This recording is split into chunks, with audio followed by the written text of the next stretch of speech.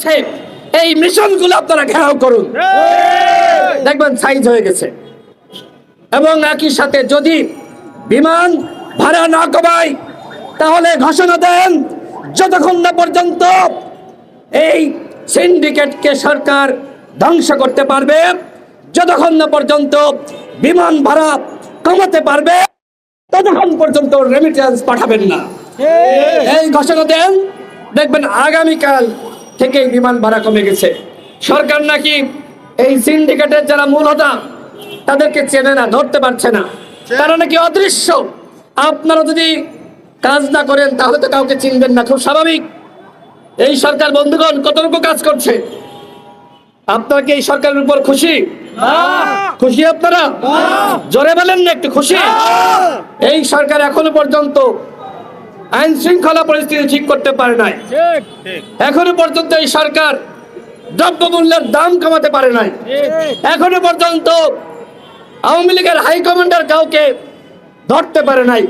তোমরা ওবায়দুল কাদেরকে পালাতে সহযোগিতা করো, পালিয়ে যাওয়ার পরে তার বাসা বুলডোজার দিয়ে গড়িয়ে দাও। তোমরা কত বিপ্লবী আমরা বুঝে ফেলিয়েছি।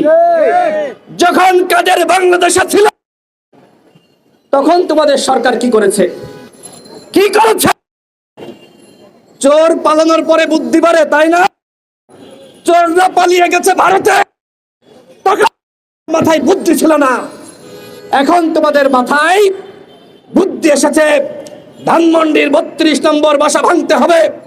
যেখানে যেখানে আওয়ামী লীগের নেতাদের বাড়ি আছে সেগুলো গড়িয়ে দিতে হবে। নেতারা বাংলাদেশে ছিল তখন তোমরা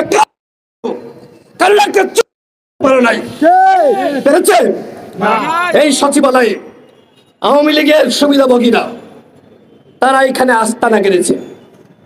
ওদের কয়জনকে সরিয়েছে? তোমরা এই সচিবালয়ের কর্মকর্তাদের বাড়ি দুর্নীতিবাজ মাফিয়া যারা ধ্বংস করেছে, যারা অর্থ পাচার করেছে, ওই দুর্নীতিবাজদের বাসা তোমরা যদি পারো বুলডোজার দিয়ে গুড়িয়ে দাও। পারবা? পারবা না। তোমরা উল্টো কি করেছে আমরা জানি। আব্দুল জাহের বলেছে এসপি নিয়োগ হয় কত লাগে? কত বলেন তো? হাসিনার আমলে যেমনে নিয়োগ হইতো এই সরকারের আমলে সেই নিয়োগ বন্ধ হয়েছে? বন্ধ হয় নাই। সুনামগঞ্জের এসপি আনোয়ার হোসেন, তাই তো? আনোয়ার হোসেন গতকাল ভিডিও দেখেন নাই? সে কি করেছে? আমাদের গণ অধিকার পরিষদের নেতাকর্মীদের নামে মামলা হয়েছিল, জানার জন্য যে সেই মামলার আপডেট কি সেখানে গিয়েছিল। তাকে স্যার বলে নাই, তাকে বলেছে এসপি সাহেব। এতে অন্যায় হয়ে গেছে। তাকে সাহেব বলা যাবে না, স্যার বলতে হবে। স্যার বলে না, এই কারণে ঘাড় ধাক্কা দিয়ে গালিগালাজ।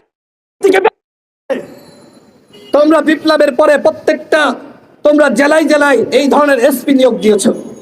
এদের মাধ্যমে তোমরা রাষ্ট্র সংস্কার করতে চাও। গণ অধিকার পরিষদের সিনিয়র সহ সভাপতি ফারুক হাসান এখানে আমার আগে বক্তব্য রেখেছে।